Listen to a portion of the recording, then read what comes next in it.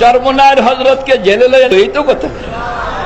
আরে দেখো না, খালি একটু জেলের ভিতরে ঢুকাইয়া দেখো না, পাগলারা সব দাঁড়ায়া যায়, পাগলারা সব দাঁড়াইয়া লাঠি মার ভাঙরে তালা, যত সব বন্দিশালা আগুন জ্বালা, আগুন জ্বালা, ফেলু পানি, আগুন ধরে যাবে সারা বাংলাদেশে। আরবের বাদশাহ অনেক টাকা পয়সা, এতে একটু চুলকায়া দেখছে, কথা কয় না খায়, এতে একটু কি চুলকায়া দেখছিল, চুলকায়া দেখে ওমা ঘটনা তো অন্যরকম, হয় না?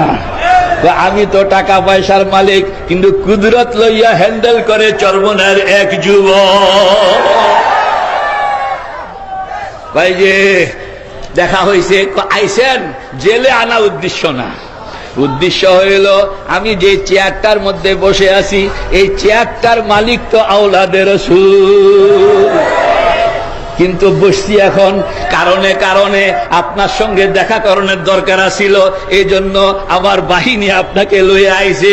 আমি যেই কয়দিন থাকবো, আমাদের রাজত্ব যেই কয়দিন থাকবে, সেই কয়দিন পর্যন্ত আপনার ফ্যামিলি আমাদের রাজকীয় মেহমান হিসাবে থাকবে। ঠিক না ঠিক?